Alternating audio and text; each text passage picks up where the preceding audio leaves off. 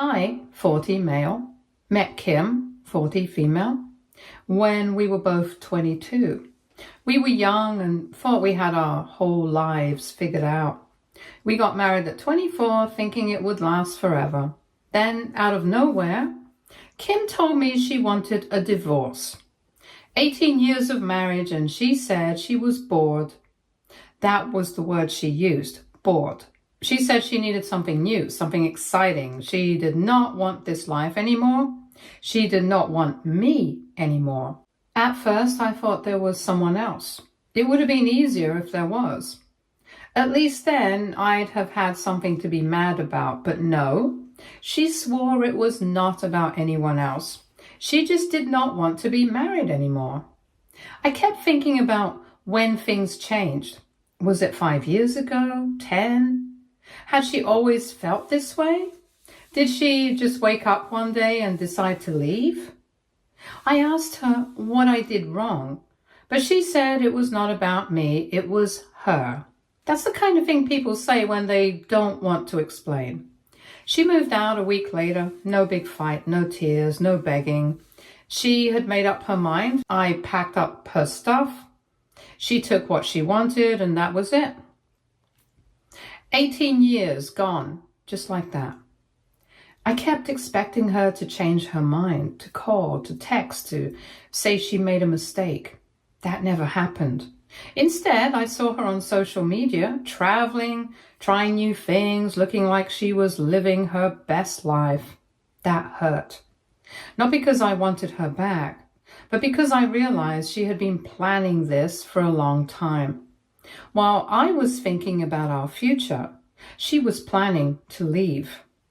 People had opinions. Some said I was better off. Others said they saw it coming. I hated that the most. If they saw it coming, why didn't I? How did I not notice? Or maybe I did and just ignored it, hoping things would be okay. I kept working, kept living, but it felt different. The loneliness hit at random moments. The first holidays alone were the hardest. The first time I had to check the divorced box on a form. The realization that I was 40 and starting over. The hardest part was losing our routines. We had our traditions, our inside jokes, the little things that made our marriage feel special. I still catch myself making enough coffee for 2 in the mornings. I still turn to tell her things before remembering she's not there. I thought about dating again, but the idea felt exhausting. How do you start over at 40? How do you open up to someone new when the person you trusted most walked away so easily? The thought of putting in all that effort just to risk it happening again made me hesitate. I spent months in denial, thinking maybe she would come back, that one day she'd realize she made a mistake, but she never did. She never even looked back. I stopped seeing her as the person I spent 18 years with and started seeing her as someone I barely knew. I thought about reaching out to her a few times, just to ask if she ever missed our life together, just to ask if she ever thought about me, but I never did. What was the point? She made her choice and I had to live with it. The hardest part was adjusting to the silence. The house felt emptier, even with Kitty, 15 female, and Jonah, 13 male, still here. At first, I didn't know how to handle being a full-time single parent. I had always been present, but now everything was on me. School runs, doctor's appointments, late-night homework struggles. It was overwhelming. But I had no choice. I had to keep going for them. Kitty took on a protective role over Jonah. She didn't say much about how she felt at first, but I could see it in the way she checked on him more often, making sure he was okay. Jonah, on the other hand, kept everything bottled up. He still waited by the door sometimes, expecting Kim to come back. It broke my heart, but I knew the only thing I could do was be there for them. In time, we settled into a routine. It was not easy, but we found our way. I learned how to cook more than just the basics, Kitty helped when she felt like it, mostly teasing me about my attempts. Jonah started talking more, slowly letting out his feelings. He admitted one night that he did not understand why his mom left. I told him I did not either, but that it was not his fault. He just nodded and we sat in silence. That moment stuck with me. Eventually, things started to feel normal again. Not the same as before, but something new. We created our own traditions, movie nights, weekend hikes and impromptu fast food runs when no one felt like cooking. The kids had their moments of sadness, of anger, but they also laughed more. I saw them healing, and in a way that helped me heal too. Kim, on the other hand, struggled. At first, she seemed to be doing fine, posting pictures of her new life, her freedom. Then the updates stopped. I heard from mutual acquaintances that things did not turn out the way she expected. The excitement she chased didn't last, and the people she thought were her friends disappeared when things got difficult. She went from being the one who left to being the one left behind. Then came the texts. At first they were casual, asking about the kids. Then they became longer, more desperate. She wanted to meet. She wanted to talk. I ignored most of them. Kitty and Jonah had already made their decision. They did not want to see her. I was not going to force them. A few weeks ago, Kim showed up at the house. She looked different, tired, like she had not been sleeping well. She said she wanted to come back for the kids. She claimed they needed her, that we should be a family again. But I knew the truth. She did not want to come back for them. She wanted to come back because no one else wanted her. The kids did not even acknowledge her when she stood at the door. Kitty refused to come out of her room. Jonah walked past her like she was not even here. And that was when she realized just how much damage she had done. She begged me to reconsider, to think about what was best for the children. But I had already done that. The best thing for them was stability, and she had proven she could not provide that. She was the one who walked away. She was the one who made her choice. Now she had to live with it. She cried, she got angry, she blamed me, she said I turned the kids against her. But I didn't have to. She did that all on her own. I stood there watching as she finally understood the consequences of her actions, and then, finally, I shut the door. A few days passed and she started calling again. This time she was not just asking about the kids. She was asking about me. She wanted to know if I was seeing someone, if I was happy. It was clear that she was realizing just how much she had lost, but I did not respond. There was nothing left to say. Then came the guilt tripping. She sent long messages about how hard life had been for her, how she had made a mistake, and how she missed being part of a family. She reminded me of the good times we had, of how we built a life together, but I could not bring myself to feel sorry for her. She had all of that, and she threw it away. She even tried to go through the kids, sending them messages about how much she loved and missed them. Kitty left her on read. Jonah deleted the messages without replying. They had already made up their minds. They did not trust her anymore. Then she started showing up at places she knew we would be. One evening I took the kids out to dinner and she coincidentally showed up at the same restaurant. She waved at us, trying to act casual, but the kids ignored her. I barely acknowledged her. She sat at a table alone, pretending like she had just happened to be there. But we all knew what she was doing. A week later, she tried again. Showing up outside Jonah's soccer game. He saw her, turned around, and walked the other way. She looked crushed. But what did she expect? She had left them behind, and now she wanted to act like she was their mother again? The last time she showed up was at our house again. This time, she did not ask to come back. She just stood there, looking defeated. She said she wanted one more chance to talk to the kids.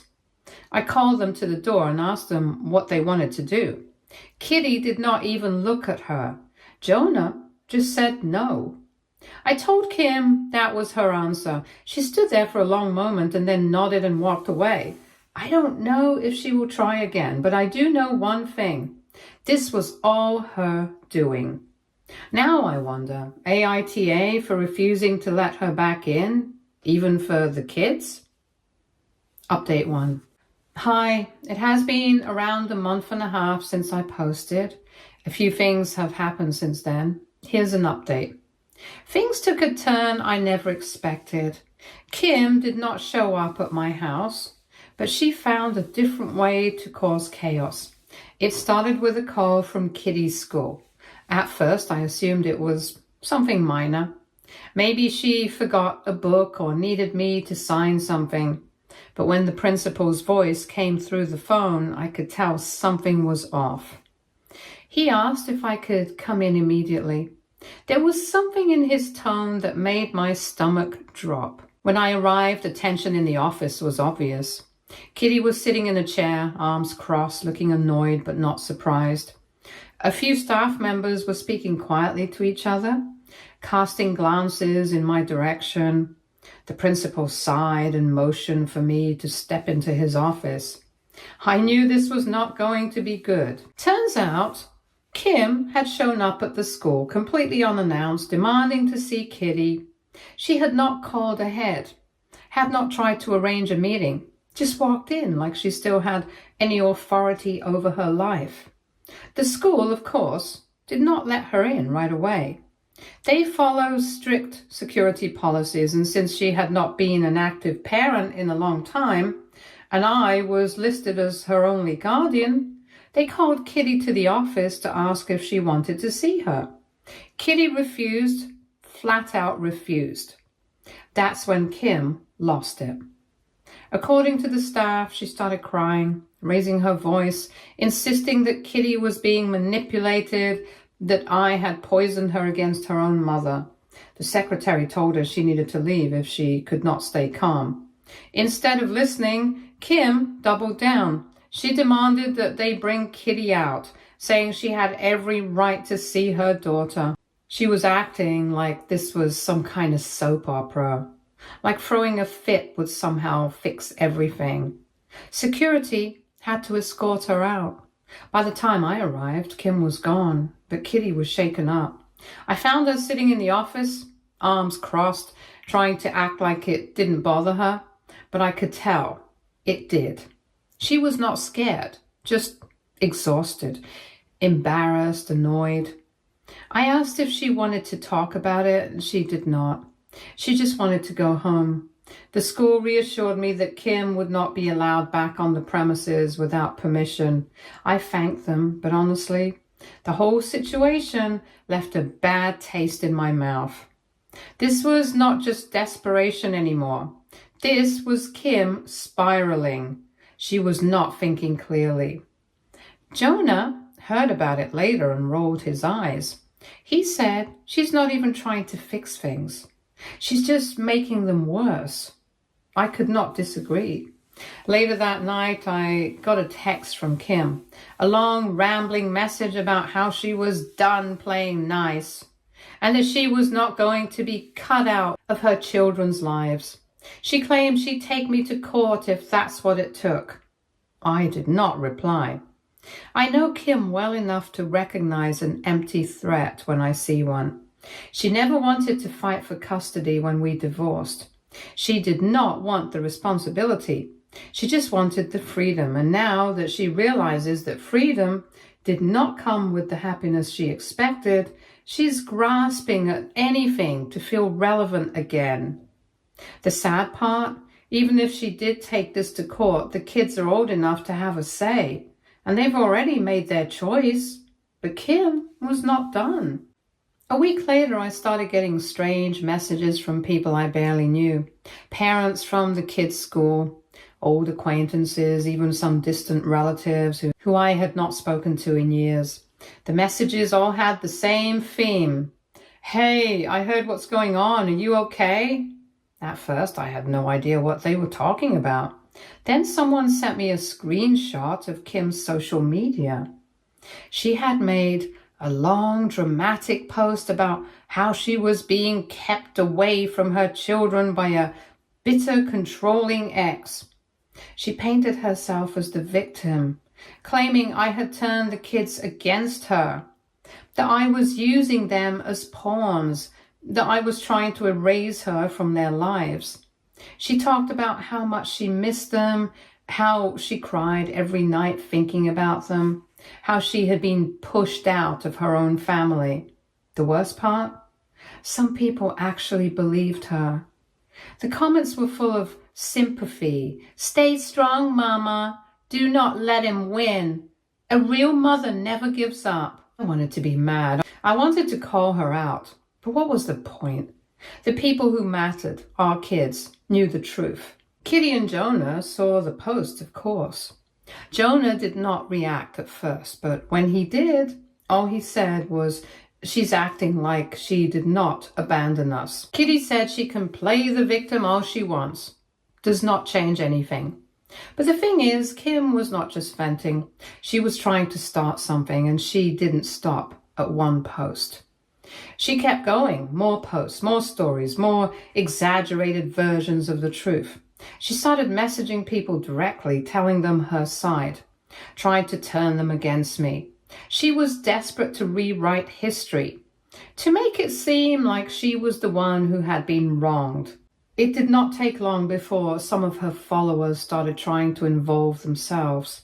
I got a message from an old friend of Kim's telling me I should do the right thing and let her see the kids. A distant cousin reached out to say that kids need their mother no matter what happens. I ignored them all. Then one day, I came home to find a letter in my mailbox from a lawyer. Kim had actually gone through with it. She was filing for visitation rights. I wasn't surprised, but I was annoyed and honestly, a little disgusted. Not because she wanted to see the kids. If she had made an effort before, things might have been different. But because this was not about them, it was about her ego, her pride. She did not want to make amends. She wanted to win. I talked to my lawyer. The case was weak. The court would listen to the kids, and I already knew where they stood. Kim had no stable living situation, no history of being involved in their lives for years, and no real argument for why things should change now. But still, it was frustrating. The kids had already made their choice. Now they had to be dragged through this just because Kim could not accept the consequences of her own actions. When I told Kitty and Jonah about the legal case, their reactions were exactly what I expected. Kitty said she can't make them want to see her. Jonah thought Kim was just embarrassing herself at this point. We went through the legal process. Kim showed up in court looking polished, playing the role of the grieving mother. She had all the right words, all the right emotions. She talked about how much she loved them, how much she missed them. Then the judge asked Kitty and Jonah what they wanted. They were clear. They did not want to see her. The case did not go anywhere. Kim lost. After the ruling, I expected another outburst from her, more drama, more online rants. But instead, there was silence. For the first time in months, she did not post anything, did not reach out, did not try to force her way in. Maybe finally she got the message. Or maybe she's just waiting for the next way to make herself the victim. Update 2. Here's some backstory on me and Kim. Looking back now, I see that Kim always had wandering eyes. At the time, I didn't realize, or maybe I just did not want to. I was young, in love, and excited about our future together. We met in college and she was full of energy, always the life of the party. She loved meeting new people and trying new things. I thought she was just adventurous, but now I see she was always searching for something more. Our relationship moved fast. We graduated, got married, had kids within a few years. In the beginning, everything seemed great. We built a life together, and I thought we were happy. But there were little signs that I missed. Kim always liked attention. She was very friendly, sometimes too friendly. She had a way of making people feel special, especially men. I told myself it was just her personality, that she was not doing anything wrong, but now I realized she was always looking for something new and exciting. She would get restless easily. She did not like routines and would complain that our life felt predictable. I tried to keep things interesting, date nights, trips, surprises, but it never seemed to be enough. She would get excited about something for a while and then lose interest. It was the same with people. She made friends quickly but never kept them for long. She always moved on to the next thing, the next person, the next phase. Over time, she started pulling away. She spent more time on her phone, more time going out without me. She would talk about other people a little too much, how interesting they were, how fun they seemed. I ignored it because I trusted her. I thought all marriages had ups and downs and that this was just a phase. I told myself that as long as we were together, we were fine. Looking back, I feel like I should have known this would happen. The signs were always there and I ignored them. Deep down, maybe I knew she would never stay. But I convinced myself otherwise. Update 3. Hi. Another update on what has been happening.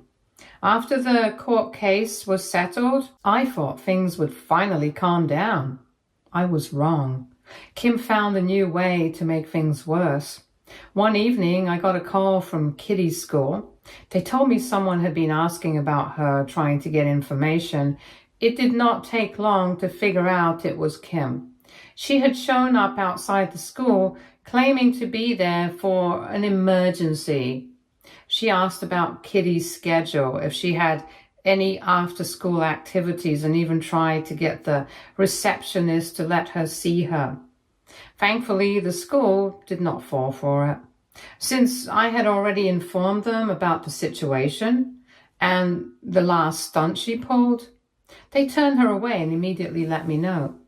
That same night, Jonah told me he had gotten a message from an unknown number. It was Kim.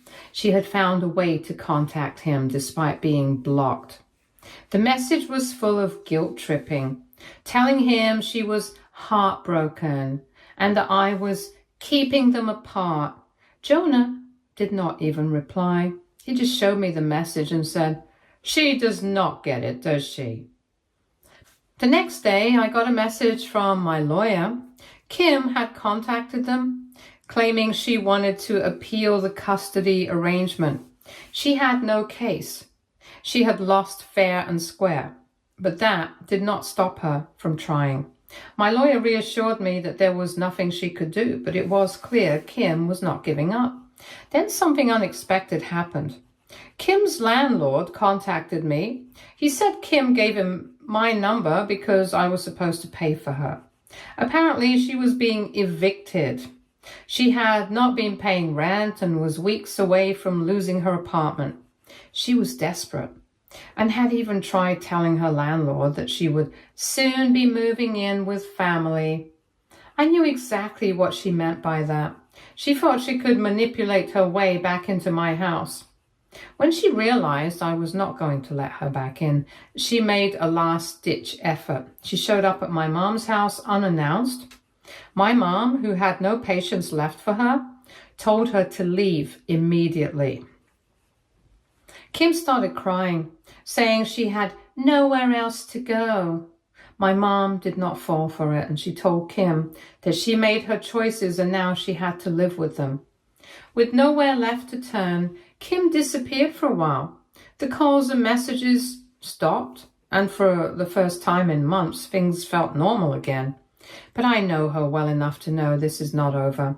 She always finds a way to drag herself back into our lives, no matter how much we try to keep her out. A few weeks later, I got a call from an unknown number. It was a hospital. Kim had checked herself in for exhaustion and stress. The hospital staff asked if I could come down to discuss her situation. I refused. I was not going to get dragged into her mess again. But I did let the kids know. Kitty shrugged it off, saying it was probably just another attempt to get attention. Jonah, on the other hand, seemed conflicted. He did not say much, but I could tell it was bothering him. Then, out of nowhere, Kim's sister called me. We had not spoken in years. She was the only one in Kim's family who still had some contact with her. She asked me if I could let Kim see the kids even just once. She said Kim was broken and needed her family. I told her it was not up to me. It was up to Kitty and Jonah. If they wanted to see her, I would not stop them, but I would not force them either. Unsurprisingly, neither of them wanted to. Kim's sister sighed and told me that Kim had burned every bridge. She had no job, no savings, no friends left. Everyone who had supported her when she left us had slowly drifted away. Now she was all alone and regretting everything. I didn't feel sorry for her. She made her bed and now she had to lie in it. After that, Kim tried one more thing. She filed for emergency visitation rights. My lawyer and I shut that down quickly. The court saw right through her. She had no stable home, no job, no real relationship with the kids anymore. The judge denied her request immediately. That was the final straw. Since then, things have been quiet. Kim hasn't tried to reach out again, and for the first time in a long time, I feel like we can finally move on, but deep down, I know this is not the last I'll hear from her. Update 4. Hi everyone. Hopefully this is the last update. I thought things were finally settling down, and after everything that had happened, I was starting to believe Kim had finally given up. Life was moving forward. Jonah was busy with his games. Kitty had found a great group of friends, and I was focused on work and making sure they had a happy, stable home. It felt good. Peaceful. But then, just when I thought Kim was out of our lives for good, she found another way to drag me back into her mess. One afternoon, I got a letter in the mail. At first, I assumed it was just another bill or something for the kids. But when I opened it, my stomach dropped. It was from a lawyer. Kim was suing me for money. She claimed she could not work because she was dealing with emotional distress, and that I owed her financial support for the life she lost. I could not believe what I was reading. This woman had walked out on me and the kids, made her choice, and now that she was struggling, she expected me to take care of her? I called my lawyer immediately. He told me not to worry. She had no case. Our divorce was settled and she had already taken everything she was entitled to. There was no reason I would ever have to give her another dime. Still, we had to go through the legal process and respond. The whole thing was dismissed almost immediately. The judge saw right through her attempt to squeeze more money out of me. I hoped that would be the last of it, but Kim was not done. A few weeks later, I got an email from an old friend. Apparently, Kim had been going around telling people that I had ruined her life. She claimed I had tricked her into leaving and turned the kids against her. She was trying to make herself look like the victim. Our friend did not believe her, but wanted to warn me that she was spreading lies. At first, I tried to ignore it. Let her say whatever she wanted. But then Kitty came home from school looking annoyed. One of her classmates had told her that her poor mother had been abandoned by her cruel father. It didn't work though. Kitty rolled her eyes and told me she had set the record straight. Jonah did not even care. He had stopped thinking about Kim a long time ago. Then something happened that I never expected. Kim tried to pull Kitty into her mess directly. One afternoon, Kitty got a message on social media from a fake account. At first, she ignored it, but the messages kept coming. The person was pretending to be a distant relative, saying how much Kim loved her and wanted to fix things. But Kitty was not stupid. She knew it was Kim. Instead of responding, she blocked the account and showed me the messages. It was frustrating, but also sad. Kim had no other way to reach her kids because they did not want anything to do with her. Instead of taking responsibility, she kept trying to manipulate them. But they weren't little kids anymore. They saw through her games. Eventually, Kim ran out of ways to insert herself into our lives. She bounced from place to place, staying with different people until they got tired of her. She ran out of people willing to help her. Even her sister, who used to defend her, gave up. Last I heard, Kim had left the state hoping for a fresh start somewhere else. And just like that, she was gone. No more surprise visits, no more court cases, no more drama. She had finally given up. Life kept moving forward. Kitty and Jonah were doing well. And for the first time in so long, I felt truly free. The past no longer had a hold on me. Stay tuned for more stories from our girl relationships.